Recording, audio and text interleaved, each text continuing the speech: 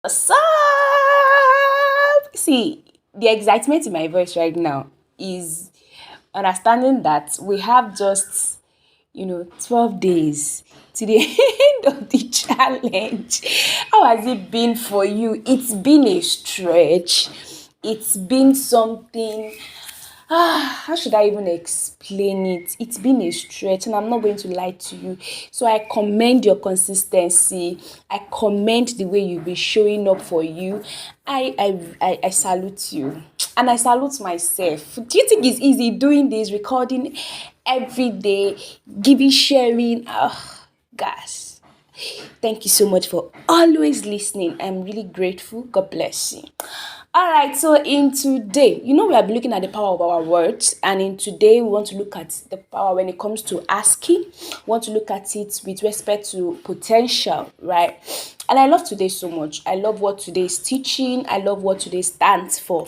One of the things that stood out for me is the quote in today's fast. It says that Bruce Wilkinson, see, pardon me if I did not pronounce it very well, said that we unlock change in our lives and in our world, even in our okay, wait, let me say it again.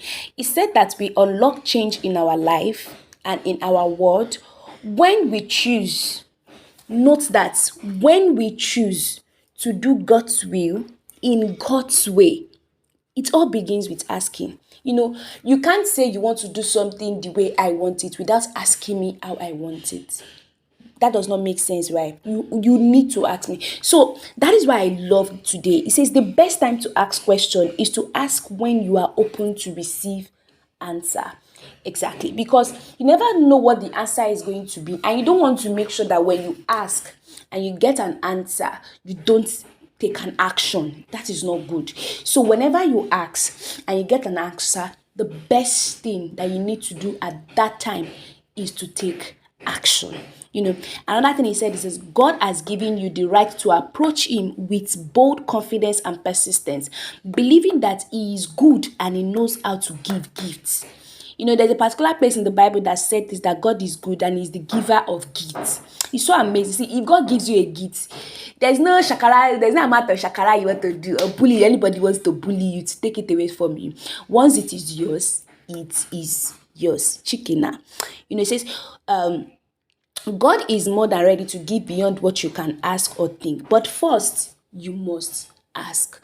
So don't just see, assumption is not your friend. You don't want to assume anything in this life. Assumption is not your friend.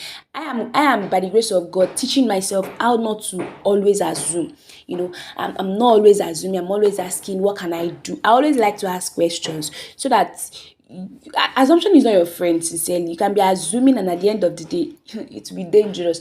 For example, assuming that you are in a relationship with somebody and the person has not opened his mouth categorically to tell you I'm in a relationship with you, but you keep assuming. See, I've been at the other side of that, and I can tell you it is not a pretty journey. It's not a pretty experience. It's not something you even want your enemy to experience. So please and please and please be someone that asks question.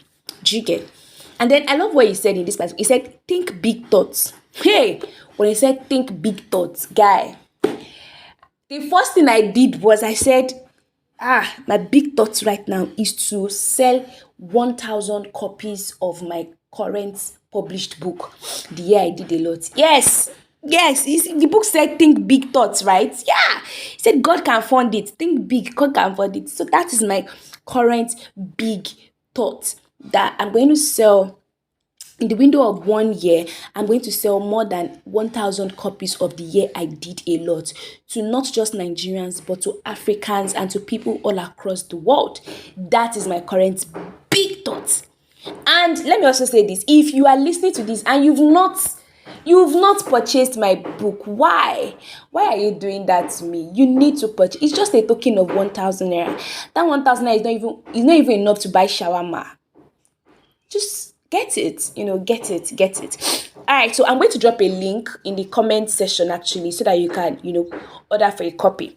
Now, as we journey through authenticity, we are striving to peel away the falsehood, the facades, and other fetters that keeps us from maximizing our true potential.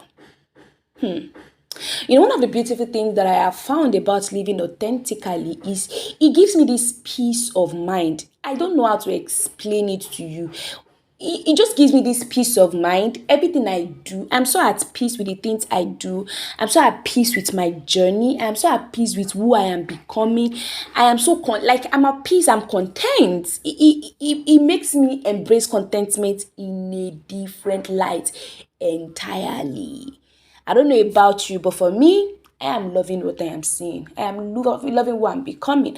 I'm loving my journey. Do you get? All right, so let's talk about potential real quick. Now, this particular word, potential, was something the Spirit of the Lord gave me for 2023 and towards my birthday, that I should make sure I maximize that this year is the year this year and this decade is the year that I maximize my potential.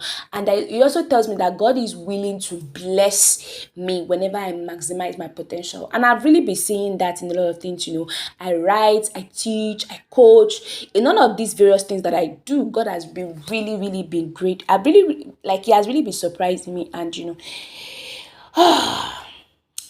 let's go ahead. One of the three things that stood out for me in this particular place is number one. It says most people can do extraordinary things if they have the confidence or they are ready to take the risk. For example, look at this particular lady that we are currently celebrating as the recent Guinness Book of Record hours of bookation or bookathon or something. And it's so amazing. It's so beautiful. It's such a beautiful thing to see. It's such a beautiful thing to see, sincerely. And that's the beauty of it. When this particular lady, she went for it. She went for 100 hours, guys. Who does that? 100 hours, yo. She cooked for 100 hours and she did it. She took the risk. She took the risk. The brands that partnered with her, they took a risk. Do you understand? The second thing that stood out for me in this particular place is refuse to sit in front of the television being entertained by other people's success. Refuse to sit in front of the television being entertained by other people's success. Your success too can entertain others. Yeah. Success you can entertain others. So the third thing, which is the last, is identify the gifts God has placed within you and invest in developing it. Identify the gifts God has placed within you and invest in developing it. Guys, that's it for today. I hope that today gives you a sense of knowledge. I hope today is able to challenge you, is able to push you, towards achieving the things that you would love to achieve. I hope you can always check me out in my DM. The link is in the description below. I look forward to connecting with you, and we'll be doing the review. Talk with me, share with us, let us know what were the things that stood out for you, and we hope that we get to evolve with you. How has the challenge been so far? For me, it has been amazing. It has been a stretch. It has not been easy, but I'm grateful to God that I'm not giving up. Yeah.